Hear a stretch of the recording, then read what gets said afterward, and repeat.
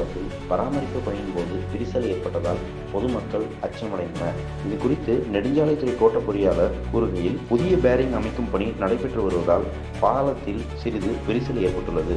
இதனால் எந்த பாதிப்பும் ஏற்படாது என தெரிவித்தார். எனவே பொதுமக்கள் அச்சமடைய தேவையில்லை எனவும் குறிப்பிட்டார். அரியலூர் மாவட்டம் ஜெயங்கொண்டம் அருகே உள்ள தனியார் பள்ளியில் தேசிய தொழுநோய் ஒழிப்பு திட்டம் சார்பில் விழிப்புணர்வு நிகழ்ச்சி நடைபெற்றது.